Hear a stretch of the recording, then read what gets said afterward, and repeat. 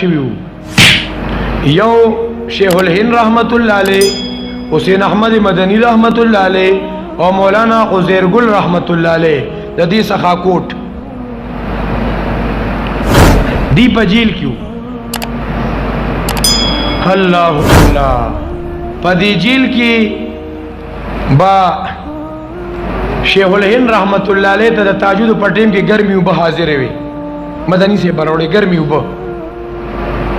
یو ورځ مدنی سے بیمارو بل ملګری وبروړي هغه وب یې خوي شیخ الهند وتوی د کمزې نه چې حسین احمد وبروړي نو الته نه راوړه هغه ویجی زمون په دې بارک کې خدایو بمبد او یو کوي وبدي دلته خو سیټر نشته نو شیخ الهند وتوی ولې حسین احمد چې وروړي وب ګرمي هغه راوغختو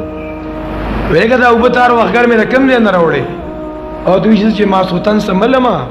غدا وبو لوخه ډکما نو دې خپل بدن سره مې نیولې ټوله شپه زویم چې زما شیخ په ګرم وبو باندې ودسو کی نن شته داسې طالب نن خو طالب به بازي سبق به د استاد نزدکی قرآن به نزدکی په میډیا به شرمای بیا استاد نه جامع وباسي داسې کس نه بیا خیر خوريږي الله الله خدمت ځان کړول خدمت دارالعلوم دیوبند کې چې کوم باترومونه او هغه ډېر ډک شو د صفایي سوکونه نو متمم سے ټول استادان طالبان را جمع کو چې چته سوکو ګوره بنګیان د عیسایان چې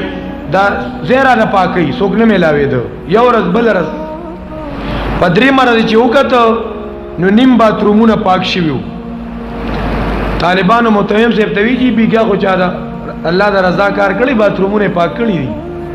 ابا کولو دا څنګه چې نن سبا کموډونه یا کموډونه هغه وخت کې نو هغه پته ولګي چې دا سوق دی ما ته تن نا وخت ول دوه طالبان پټ کې ناست یو تن راغي بیلچا وسره دا بالټي وسره دی او غندونه پکې راواچول بالټي ډک او پسرګ دیو باري وړي ډیران ته ورځي هغه نه پیژندو متمم صاحب دیوی کی سوکو ته خبر چې سوکو ځان پټ کړو په صادر کې وي مو مناسبونه غړل وي الا دی راولې چې دا سوک دی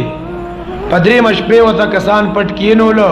چې څنګه بالټي ډکو چتاوي ایول مخ کار کو غندونه پجامو را فیشو چې موږ وته کار کو ادا دارالعلوم دیوبند شیخ الحدیثو حسین احمد مدنی رحمت الله علیه نو هغه خیر سونه مودي پورې خوريږي دا دی مونږ جمعات جارو نه نږدې کوو مونږ بل ته ویلګه د جمعات جارو کاله موټر روان کا دا سيزونه دا خدمت سړی ډېر لري رسي په دې وجہ د طالب علم په آدابو کې بعض علما لیکلي چې تملق د چا د پاره جایز نه دی چا د پاره چمچګيري د چا چاپلوسي جایز نه ده سیوا طالب علم ته د خپل شیخ نه کسړی د خپل استاد او د شیخ چمچګيري کوي داغه چاپلوسي کوي نو دا جایز دی یتر د استاد توجه دته استاد ته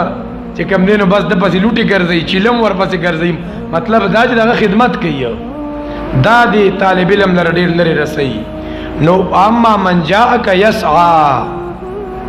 وهو يخشى او په دې باندې